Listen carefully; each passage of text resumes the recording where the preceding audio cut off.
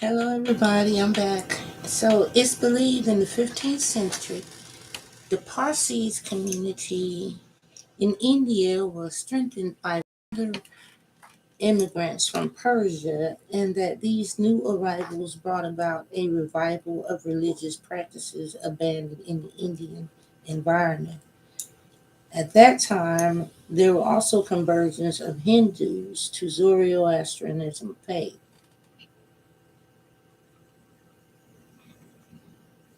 A great opportunity for the Parsee traders came in the establishment of European businesses enterprises. Some of them entered the service of foreign companies, and others developed trade in Western goods on their own account. Parsees had begun to settle in Bombay under the Portuguese, and several Parsee families attained high positions in the town, which ever since and throughout the period of British rule has been their main stronghold. The Parsees, more than any other community of Indian traders, were responsible for the development of the trade of Bombay, and particularly the trade connections with China, which Parsee merchants visited early at 1756. A minor threat to the cohesion had appeared in the 18th century over the matter of calculating the calendar.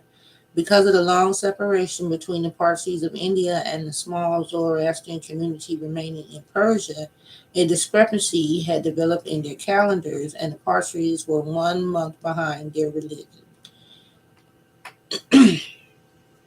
The members of the group called themselves Commodities, ancient, whereas the bulk of the Parsees who became Shahashias, royal, stuck to their old days. A division into two sects arose from this. Later, amicable relations were restored, but the main annual festivities are still observed on different dates. And when the ancestors of the Parsees first settled in India, they spoke Persian, but being a small community, they gradually adopted the language of their host country and became speakers of Gujarati. The influence of the Indian environment also affected the social organization of the Parsi community. Little was known as the internal government during the centuries following the arrival of India, but by the beginning of the 18th century, it was on the model of a Hindu caste controlled by a pacharat, a assembly of a certain number of leading men. Okay, now towards the end of the 18th century, the Pacharat sought and received confirmation of his power from the British authorities, and the curse of the 19th century. It initiated a number of reforms designed to eradicate practices which had grown up in imitation of Hindu and Muslim customs, but which were deemed to conflict with the purity of the Zoroastrian religion. With the gradual extension of the British legal system to all aspects of the Indian life, the Patayat became obsolete as a legislative body.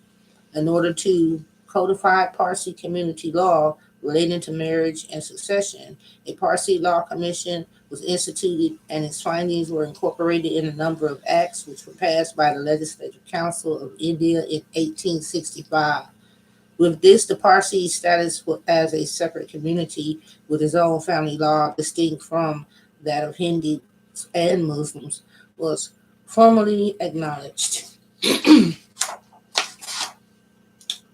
Although the Parsees have adjusted themselves to some extent to Hindus' ways of living, they retained until recent times certain items of dress which set them apart from other communities. Only those who were entirely westernized abandoned their traditional role of clothing. They conformed to Hindu dietary habits in that they ate neither beef nor pork, but there is no prejudice against the drink of alcoholic beverages. Like Hindus, they regard eating as a religious act during which the Orthodox do not engage in conversation. The original roots of Zoroastrianism lie in a cultural environment to that of Vedic Hinduism, but the character which it assumes in its formative period bears the imprint of the prophet and founder Zoroaster. The Parsees refer to him as Zarathustra.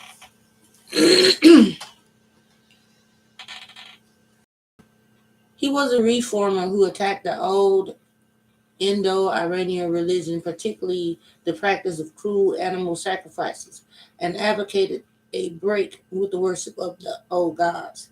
Legend tells of his retreat into the mountain fastnesses of Iran, where he strove for enlightenment in a state of ecstatic trance and saw a vision, a Ahura Mazda, the supreme spirit of God, who is diametrically opposed to Ahriman, the spirit of evil.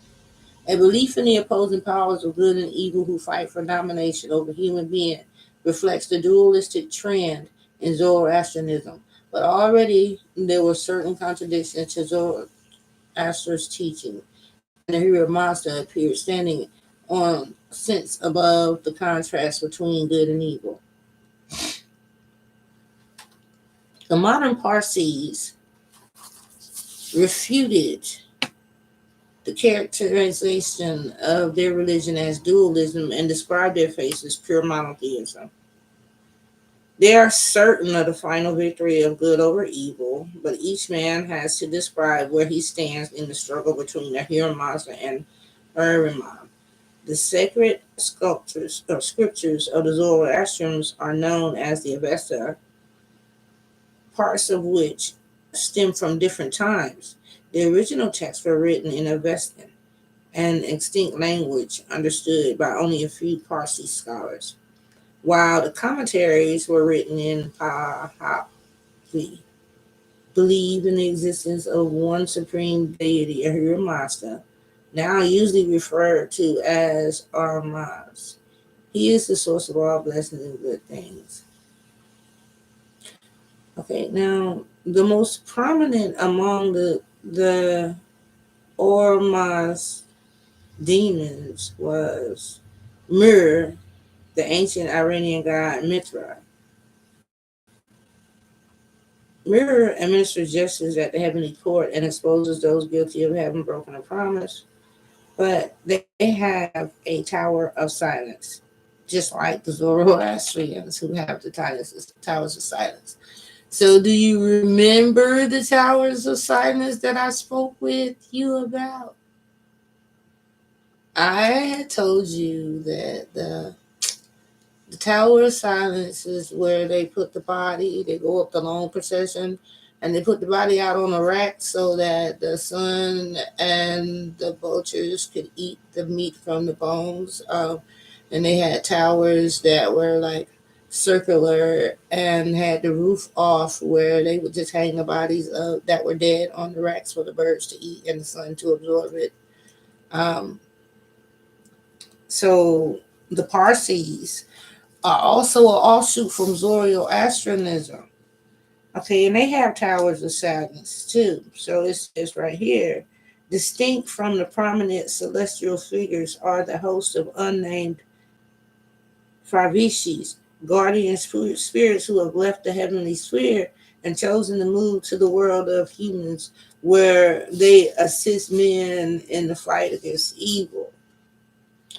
The Parsees believe that each man has a guardian spirit which leaves him at death to return to the company of the first gods.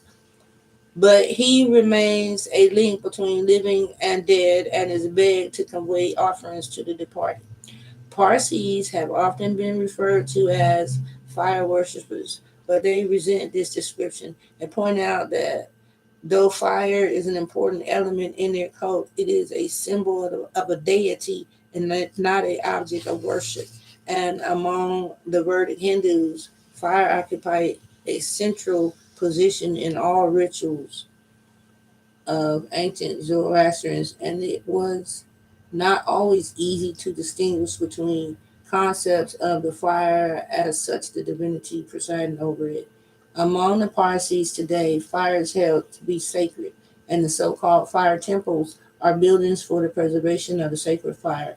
In Gujarat, they do not differ greatly from the dwelling houses of the wealthier families.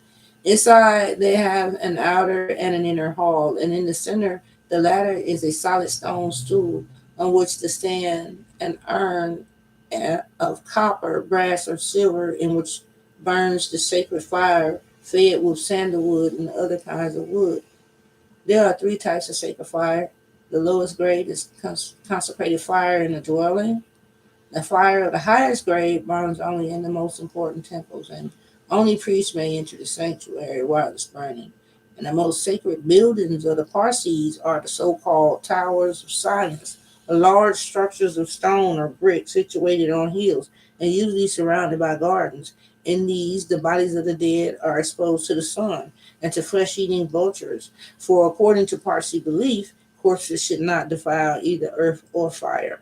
These roofless towers consist of an outer wall some 300 feet in circumference and a deep pit lined with masonry. Dead bodies are laid on a stone platform which is divided into three rows, the outermost for men, the next for women, and the innermost for children. And the construction of a tower of silence is accompanied by elaborate ceremonies. And after the first dead body has been deposited, the tower is closed to all, including Parsi priests, with the exception of the corpse bearers who enter it through a high iron door. When the body has been placed on the appropriate stone slab, the bearers leave, and the vultures soon descend upon the corpse and tear the flesh from the bones.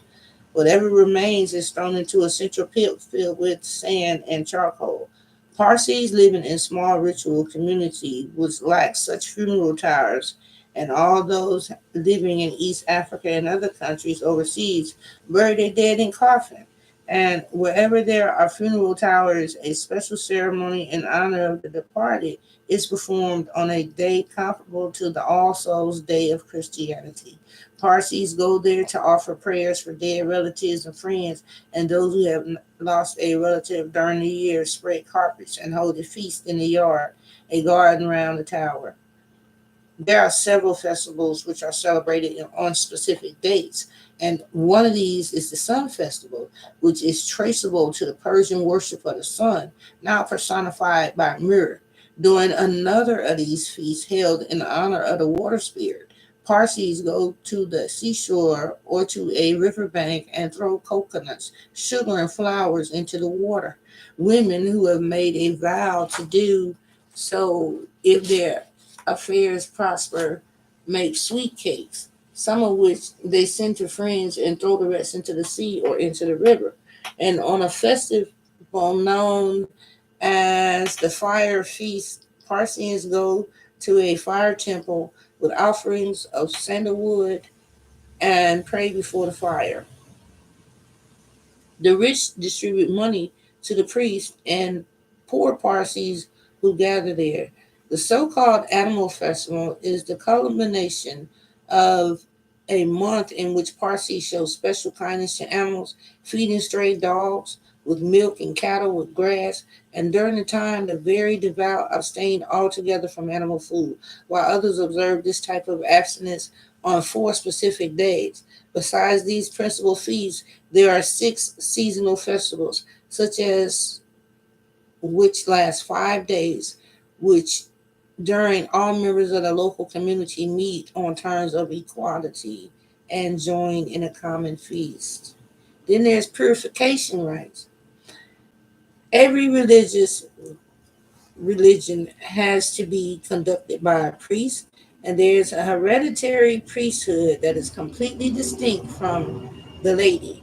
All Parsi priests in India are believed to be descended from a priest who is supposed to have been among the original settlers of Sanjan.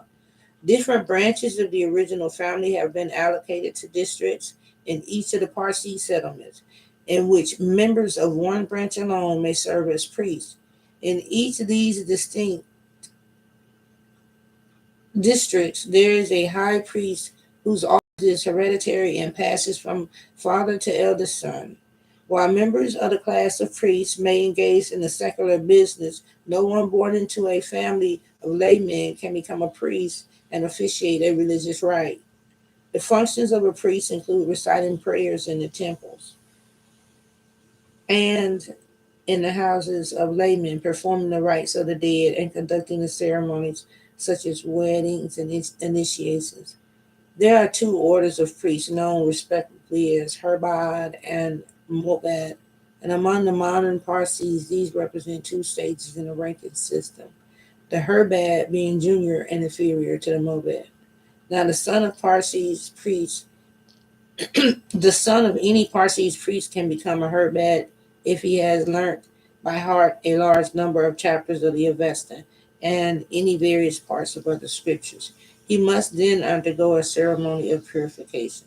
Two priests and several male friends and relatives take the novice to the purifying place, which is an open enclosure strewn with sand. Bowing to the dead. Parsi funeral rites are relatively simple. The basic principle is to dispose of the dead body with the least possible risk of harm to the living. As a precaution to all deaths are held to be caused by infection, and care is taken that people should come into as little contact as possible with the dead bodies. When death is approaching, a prayer of repentance should be said by the dying person, or if he is unable to do so by a priest or a relative on his behalf. A short time after death, the corpse is washed and dressed in a clean set of clothes, which are destroyed afterwards. The corpse is then given into the charge of two persons who place it on stone slabs or the earthen floor on the ground level of the houses. Priests say the prayers for the dead before the corpse is taken out, and a dog is brought to look at the face of the deceased in order to drive away evil spirits, a custom that recalls the great respect paid to dogs in old Iranian religion. The two attendants then carry the corpse out of the house and hand it over to four being carriers who must be Parsees. If the distance of the Tower of Silence is considered, a wheelable vehicle may be used for the transport of the corpse, where wooden bullock carts were used for the purpose. They are afterwards then broken up and the pieces are buried. 3 days after the funeral, a ceremony of prayers is held in the house of mourning, and the following morning, white clothes, drinking vessels, fruit, and wheat cakes are consecrated to the dead in the local temple. And according to Zoroastrianism belief, punishment in hell does not last for all eternity. There will be a final renewing of the world when evil will overcome and the entire creation assume the quality of Orzaman. Unlike Hinduism, which extols asceticism and favors a pessimistic attitude to life, the ideology of the Parsees is basically life affirming, and its dualistic trends do not imply a confrontation of mind against matter.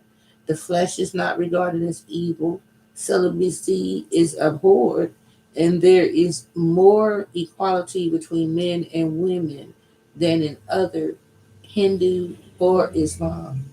The life affirming element of Zoroastrianism is consistent with the role of the Parsees as the most progressive ethnic element, economically and materially, in the whole of India. Their contribution to the development of commerce and modern industry, scholarship, and art is all proportion to their numbers. So the Parsees priesthood is hereditary, and all its members are said to be descended from a priest who is one of the original settlers in India.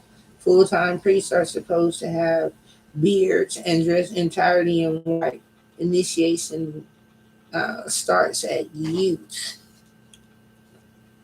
So the Parsees have towers of silence. Their most famous buildings of the Parsees, and believing that corpses should not defile earth or fire, they place the bodies of their dead in the structures where they're exposed to the sun and flesh eating vultures. But they are a monotheistic religion.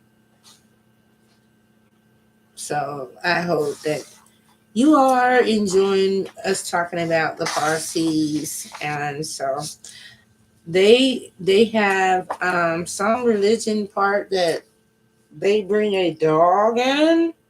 To look at the dead, that was exciting. I wonder what's up with that. Okay, so let me talk about this. I'll go over it with you one more time. It's the primeval pro-histories of On and Genesis. It is a side-by-side comparison of the Sumerian king list, the Atrahasis epic, and Eridu Genesis, and the Bible Genesis. It's all on a side-by-side thing. I'm going to talk about it with you. All right, they're doing a comparison of all of them at one time. It's not my work. I'm just showing you it. Then they have the primeval prehistories of On written out in a longer version. And since we already know the Bible, they just went ahead and left that part out and did the comparison between the ones you might be trying to learn. I have to scan it in and put it on the website for you, but let's see, who is it? Let me see if I can give you. Mm,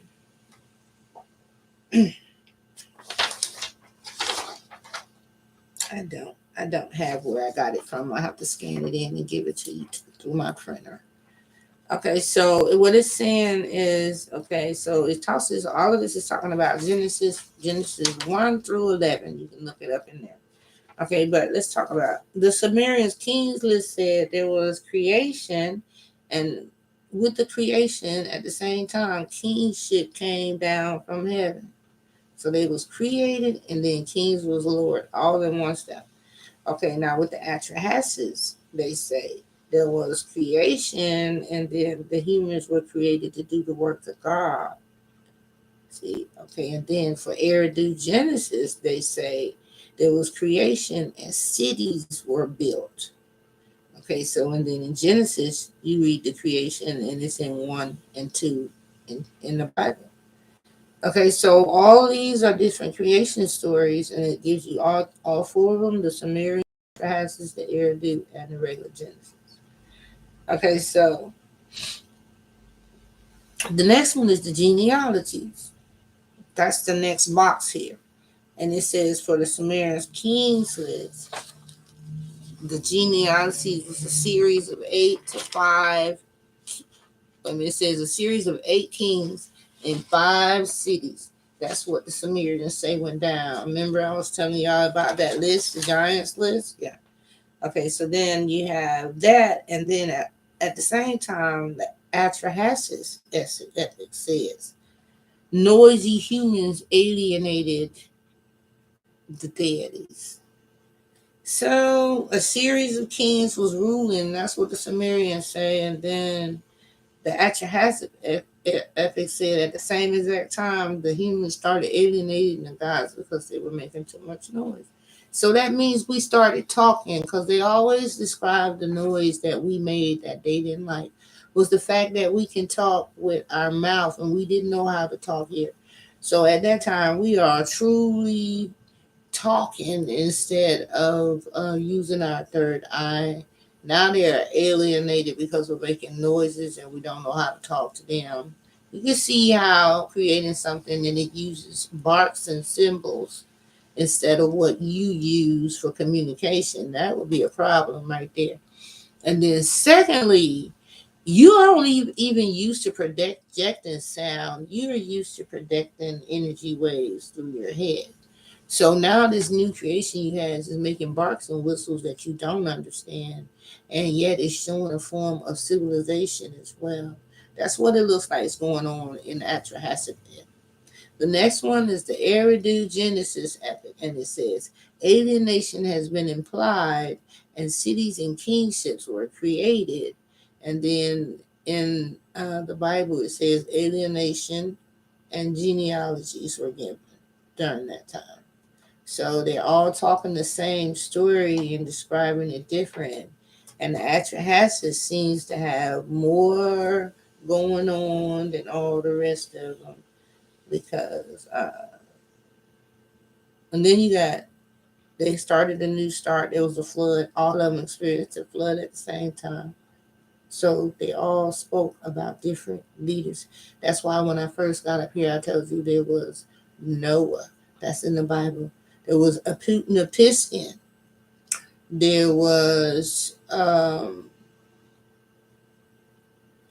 it's more. I don't remember all the names, but I'm getting ready to go over here. Now, I hope that you could see this right here. I'm gonna put some links in for you in this video that you can pull this up. I saw some links. Okay, so now here's the next one, okay? It is the Sumerian Kings list, and now they have a little write up. It's turned a little longer and got more words. It got a write up on it. Okay, so let me give you the long one. I just gave you a few short things, but now I'm going to give you the long one. It's a little longer. Okay, so what it says was with the Sumerian king list, when they said creation, they put the words after the kingship descended from heaven.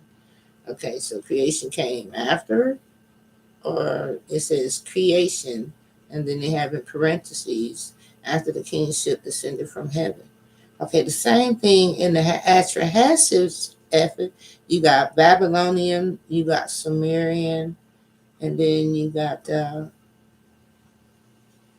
Zechariah's sister, who they say may have added stuff. Okay, so now with the Atrahasis, you got after 3,600 years of hard work, the God created mankind to do the work for him. And then they sacrificed a lesser god, mixed his flesh and blood with clay, and baked the one mixture in an oven. That is Babylonian. Okay, for the Eridu Genesis, a guy named Zechariah Sitchin, he said that the heavens and earth were created out of chaos in the sea. God uses pillars to raise the fruitful earth up between the liquid waters and the waters in the atmosphere. And the gods create man to farm their land, herd their animals, and worship them. All of that was incorporated into the Bible. Okay, so now you have generations. The kingship was in Eridu. That was the first city ever established when Enki walked. Everybody know that. Eridu.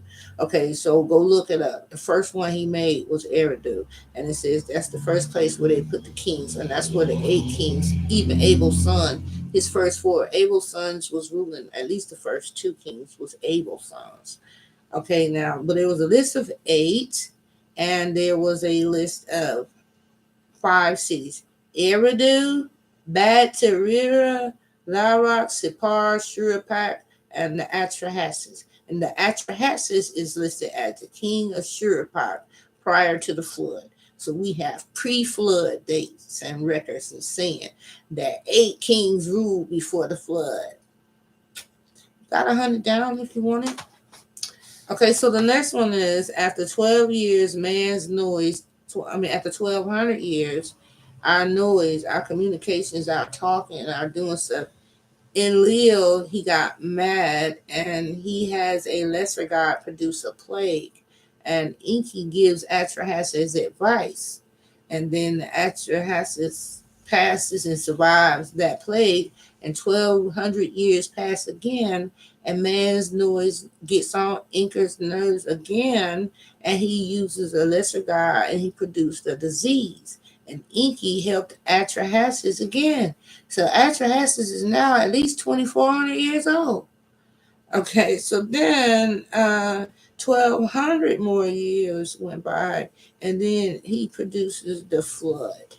And then Enki advised the Atrahasis. So we had 3,600 years for the Atrahasis.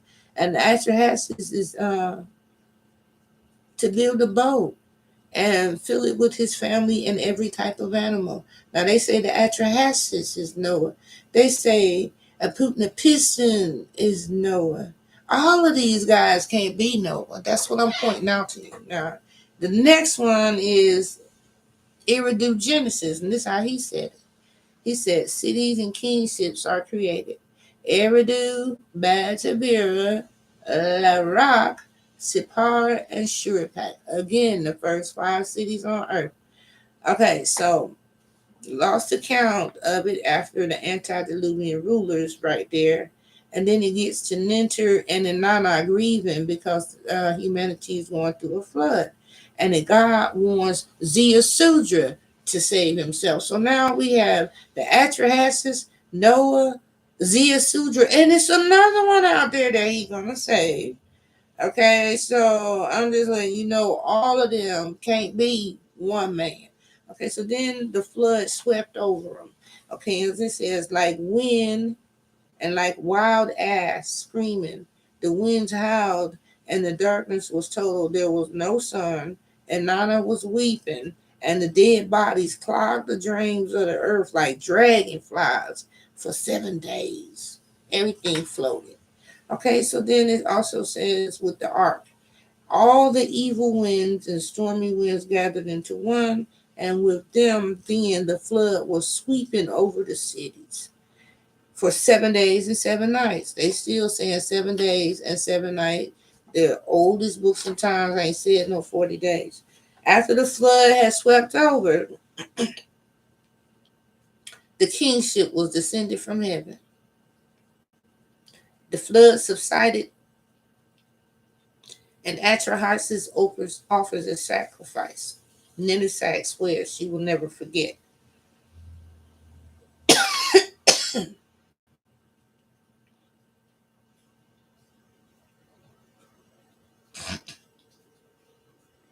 Enki persuades Enlil to punish man by making 1/3 of all man's births unsuccessful. She,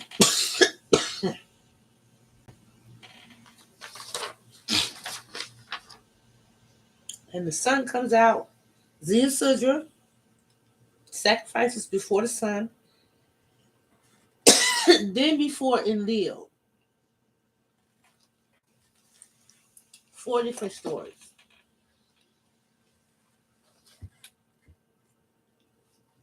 I'll be back. Gotta get some water.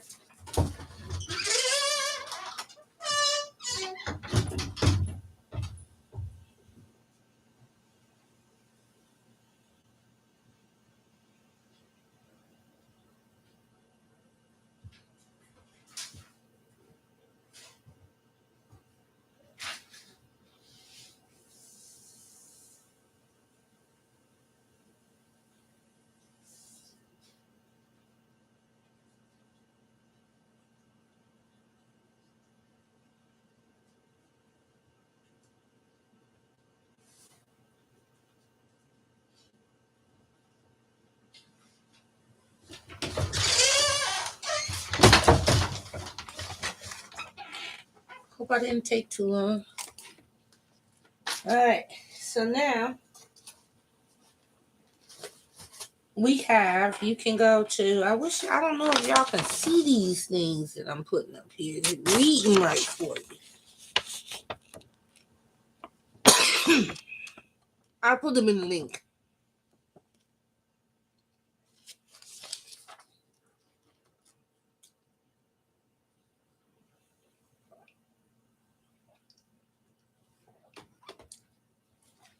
Okay, so now this is just a list, a side-by-side comparison of what was going on at the time the Bible was written. Just a little history lesson. So this week when I got ready to do my presentation on the calendar and the what's that called? The calendar and I got ready to do it. How about I couldn't even get my YouTube to act right. It was making me have a hard time getting online. So if you came on Monday and you couldn't get to me, it was because of that. So I want to go over some more stuff with you about piezoelectric energy, about Gobekli Tepe, and about all the temples that I have been noticing that most of them have some kind of sonic, some kind of sound reverberation that goes along with the activity.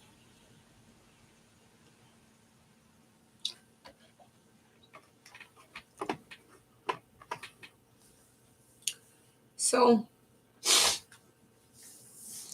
I'm here for any questions you have. You can always go to my website, edenzone.net, and you can get on the convenient rant and we can have a direct talk. Also, I have a hotline if you need spiritual healing, if you need me to answer any questions that you might have had. I might be able to throw in a word. The hotline is 99 cents a minute. And also we have that hotline. And we also have the convenient rant where you can go into the convenient rant and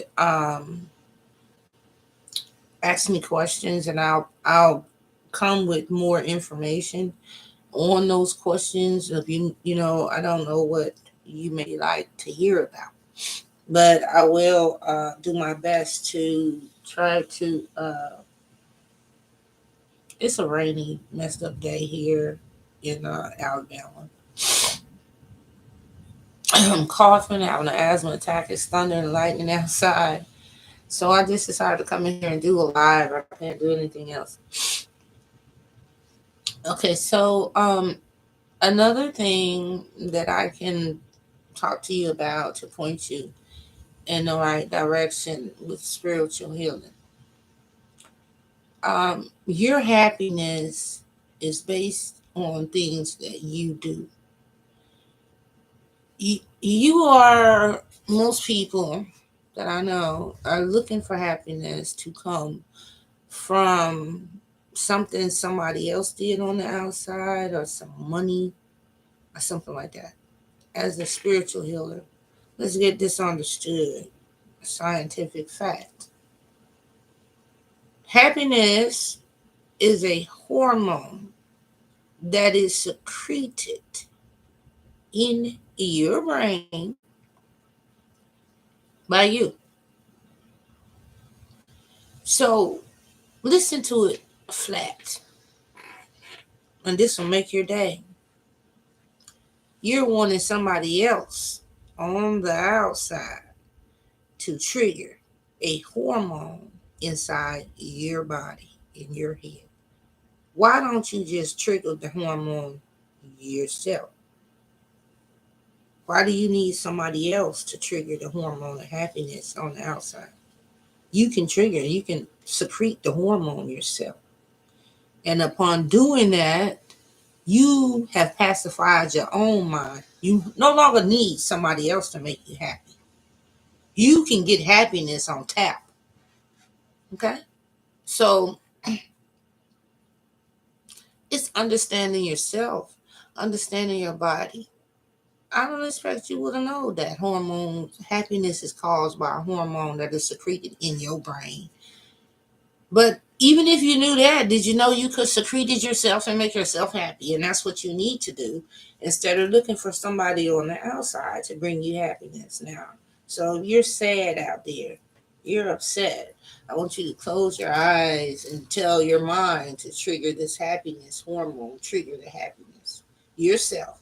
Tomorrow, you're going to be so happy, you're going to be giggling for no reason because you're going to secrete too much. But now knowing that you can secrete happiness, you must learn to do it yourself and not look for somebody on the outside to do that for you. So happiness, we ought to have that whooped, right? We shouldn't be walking around here sad when we can secrete a hormone that make us feel better. Just do it yourself. I mean, come on now. I don't need you to make me happy. I'm gonna be happy. I can trigger myself to be happy and go on with it because that's all it is a couple of drops of some secretion to make your brain feel a dopamine to feel good. Okay, you can do that yourself.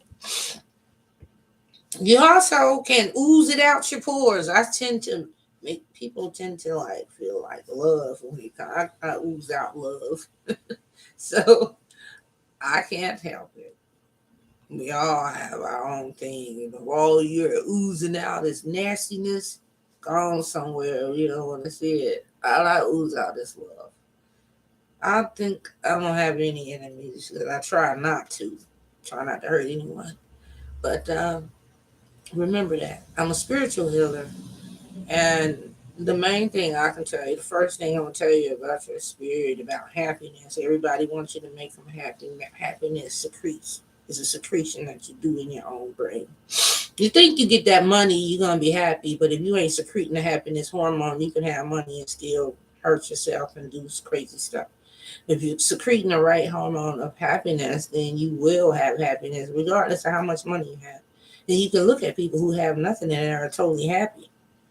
Why are they happy? Because their hormones are correct and secreting the correct things and doing what it's supposed to do. So, and that is a lesson on spirituality. First, learn to secrete hormone yourself, make yourself feel good. Do things that make you feel good. Go places, be around people that make you feel good. Gain the happiness yourself. But if you don't, I'm so lazy. I just don't secrete some. But if you want something that you do, then you're gonna be you doing it and making yourself happy, not somebody else making you happy. It ain't gonna happen like that.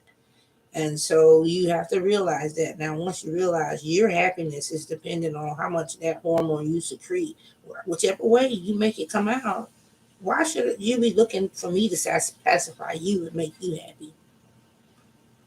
Make yourself happy. You can do this. It's a fact. So you have that, right? Now we have weight loss. Weight loss. I guess I'll tell y'all how to lose weight. I told y'all about the piezoelectric energy. I'm 53. Piezoelectric energy has rejuvenation effect. I don't know why y'all ain't twirling now, but it does. I'm 53. Piezoelectricity is something else. Anyway, use it. I mean, I got 3 kids and stuff. I'm all slim. So that's that piezoelectric energy. You got to learn how to swirl it, make it go clockwise, make it flow through you, rejuvenate yourself. Okay, so you can only do but so much, but I'm loving every bit of it. So that's a good thing. But weight loss. Weight loss is long. It take me a long time to teach you how to lose weight. I have to say that one and write it up for you so I can give you some organized stuff. I can't just holler out lose weight. There's so many things you could do. I guess I can give you more spiritual help than losing weight. Spiritual help I want to give you is stop with the hood meat. Stop with the cattle, the pork, the horse, the cattle, anything with a hoof. Stop. That's one thing because those enzymes that they got in them and the enzymes in your body, they're overpowering and they're making the women develop wrong and everything else. Just go ahead and stop with the hood meat. It's not meant for you. It was food for the gods and you weren't supposed to eat it no way. You were supposed to grow the garden and keep his cattle. That's his food, not yours. So you shouldn't even been eating it. So now he told you don't eat it and you're eating it anyway. Stop eating it so you can slow down the decay of your own bodily enzymes. That's all that's doing. Whatever thing you take to break down that meat, break down your body too. Why are you making your body produce some acids and things so strong until they breaking up and tearing up the inside of your body? Why don't you just stop eating the hoofed animals and stuff and then do what he said and eat fish and fowl? Fish and fowl. He said that. He said exactly what we could eat, and now we're still eating the stuff he said don't eat. We don't understand why our life is shorter. Then you have proportions. I ain't gonna tell you not to eat no food, but I ain't never seen nobody. I'm gonna just say this, and this is a bit of a joke too.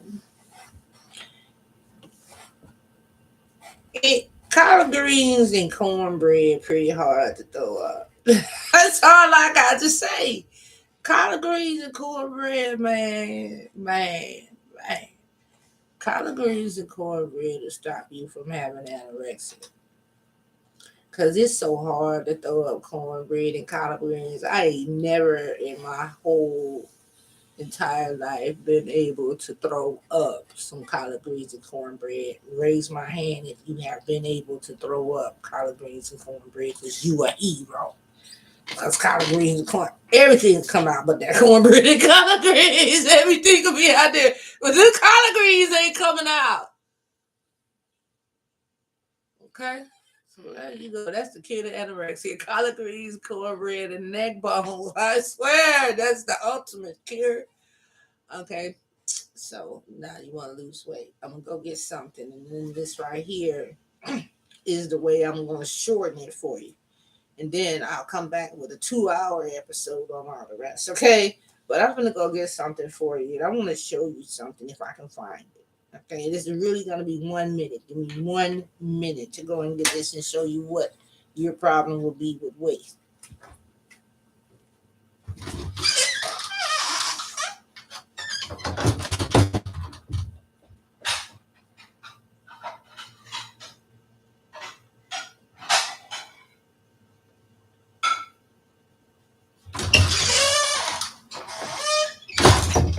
This is the reason you overweight.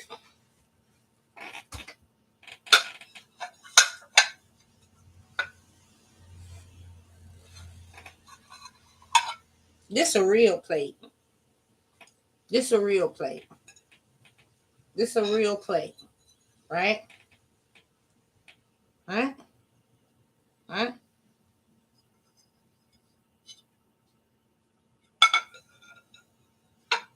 This is what American plate look like to a real plate. See the difference in size?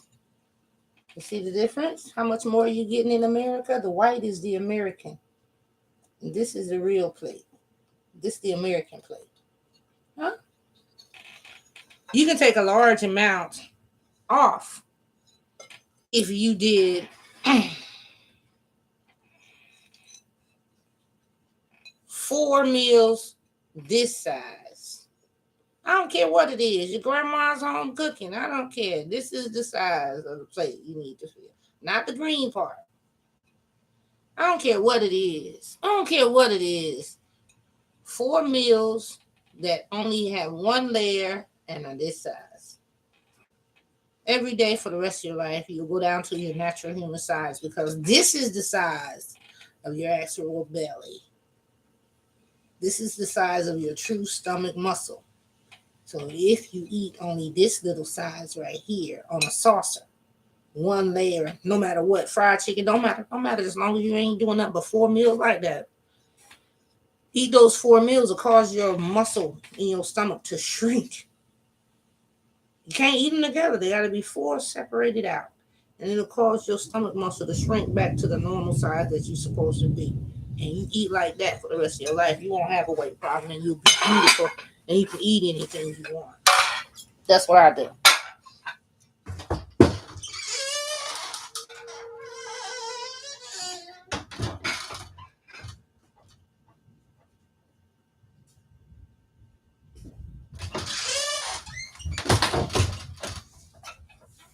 So I imagine in 3 months of doing that, you'll be down to your natural size that you're supposed to be because that's how long it takes for the stomach muscle to shrink. Stomach muscle about the size of this, or maybe this, maybe 2 fists together, about this size, 2 fists at the wrist, stop at the wrist, about that size. That's the size of your stomach. All right, and that's how much you're supposed to eat. And then we start by overstuffing it and putting too much in it. Now it can hold more, so it can hold more calories. Now it don't have nothing to do with the extra calories. So even in losing the weight, you do all these different diets and stuff, but your stomach still be stretched out to the wrong size and you still gain the weight back. It's a long 90-day process to shrink the stomach muscle back down to the regular size, but it can be done. Once you get it shrink down to the regular size, you'll get full before you get a chance to finish that big plate. Now your body done told you to quit like it should have did a long time ago, but then now it's been stretched out so it doesn't do that. So I'll talk to you more. I done gave you a lot of juice right there. I mean, I done gave you some juice. I'm here. That's what I do. I simply make sure my plate, I eat everything. I be eating pound cake and strawberry shortcake. I be eating it all. I'm telling you everything. But I ain't give myself. One little bit on the plate, and I keep my plate small. That way, I get to enjoy every single thing I want. I make my plate full of spaghetti, put me some crackers with it. I'm fine. My collard greens fit on it. My cornbread fit on it.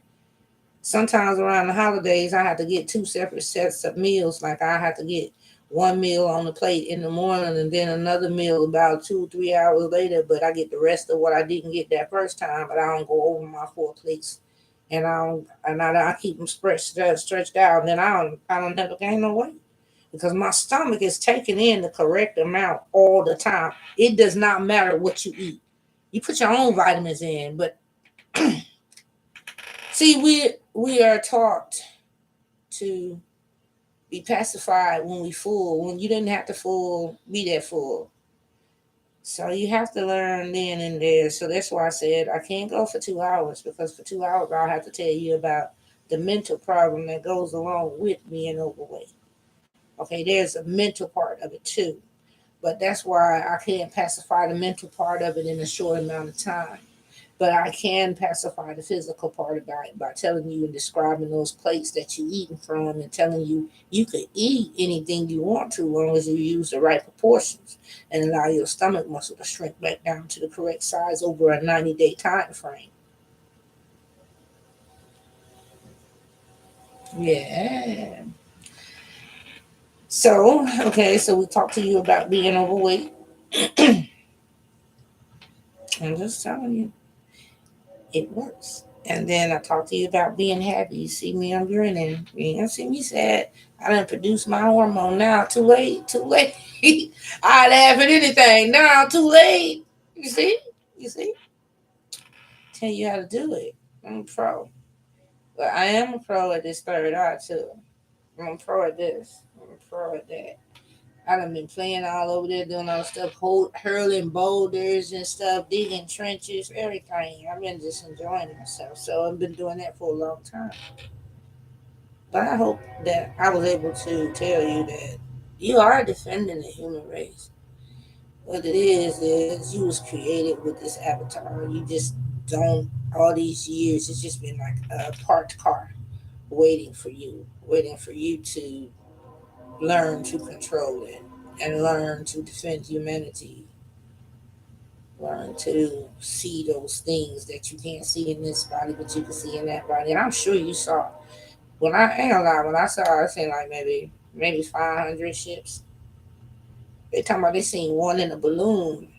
I seen about 500 flying around all over the place, just flying because they in a different dimension from us. We ain't even able to lay eyes on them, and you can see it can be done because a balloon can go out of your visual dimension. So you can imagine how many times they done float around and you not even been able to see them because they in a different dimension from you. When you use your third eye, at least you are going up by one dimension. You may learn to go through even more and you may learn to use your body over there on that side. Sometimes people go up there and they become crystals, stars in the sky, and they have a higher energy than anybody. I don't know anything about that part. I just know it's a lot on the other side. And God didn't say, there ain't nothing dead over there. God did not. He said, don't mess with the dead. He didn't say you couldn't go see your ancestors, that you couldn't walk on the Great Wall of China. He didn't say that. Go. I done been all through China. I done been all through, not walking in the body, but just astral planing everywhere I want to go.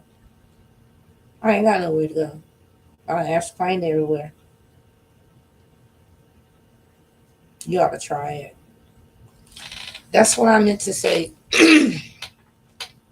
You can do a lot more in your home than you know. But what you must know is that you are the control center for something. That's why they created us, is we have a constant control center. That's that piezoelectric energy we don't even know how to use. This is the higher consciousness they were describing. I've been had it, so I hope y'all get there. And so I'm getting ready to go and watch me some Audible. Did y'all hear about the new show with Michelle Obama on Audible? I'm going to go see it. I heard it was gonna be good. I don't know. Got a lot of people and stuff, so I might I'm going to go see that. And I mean, I'm down. I want to see some stuff. I'll be all into it. So I have more that I can talk about. Let's see. This one I hadn't read to y'all. It was, oh, I had made a moon calendar for you too. It's tight. It's nice. It's a moon calendar. When I got ready to do my moon episode, the cameras wouldn't act right for me here. So I had to reschedule it and do it on Monday. But I'm gonna show y'all how to use this moon calendar, and then I have a printable moon calendar that you can make. It's nice. It's nice. So that'll be Monday. We'll be going over the moon calendar.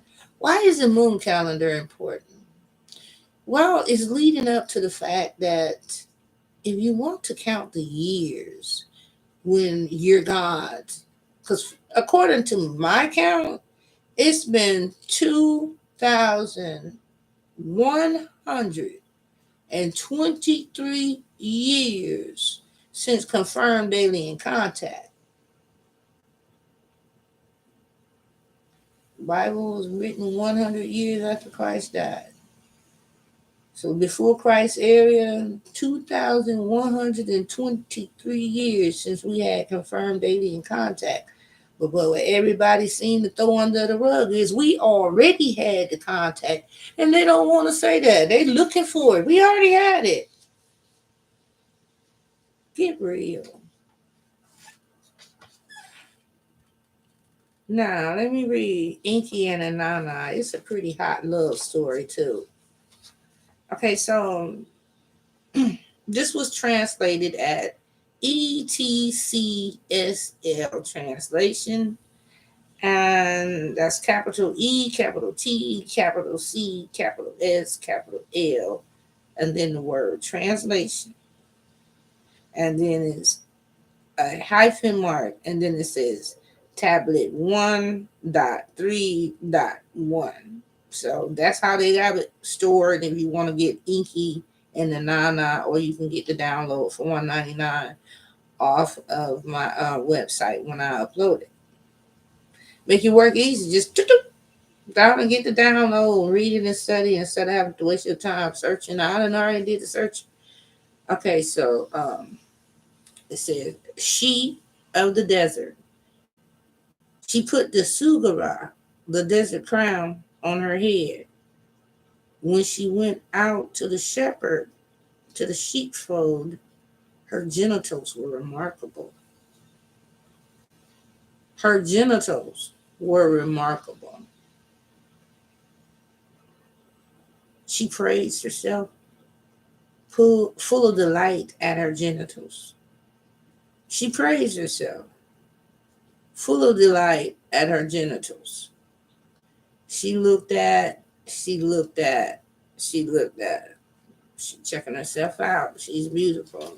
She's flexing her genitals, maybe her boobs and her butt. We don't know.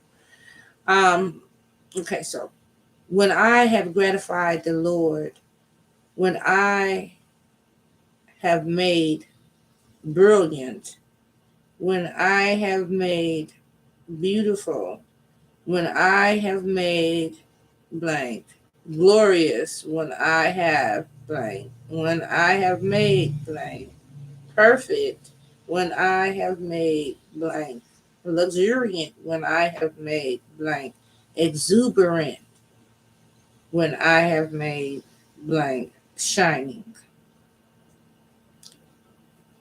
When I have made blank return, when I have made blank brilliant, when I have made blank shimmering, I shall direct my steps to the Abzu,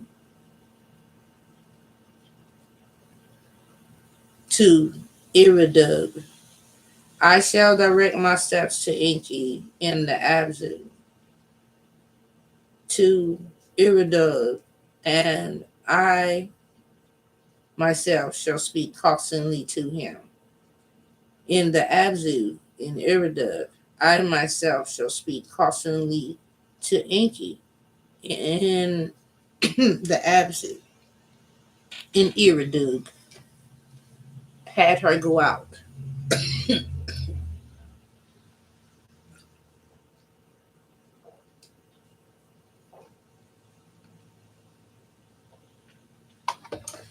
Inanna, it is I. Inanna,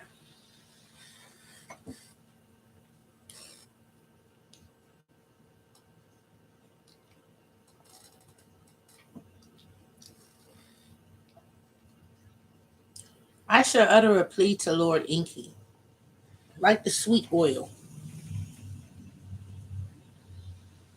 like the sweet oil of cedar, who will for my holy perfume. I shall never escape me. I have been neglected by him who has had sex. She said she has never had sex. No man has wanted her.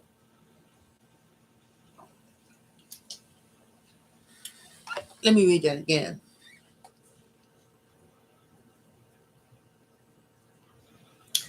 Inanna, it is I, Inanna, personally intend to go to the absolute. I shall utter a plea for Lord Inky, like the sweet oil of the cedar, who will from my holy perfume. I shall never escape me that I have been neglected by him who has had sex.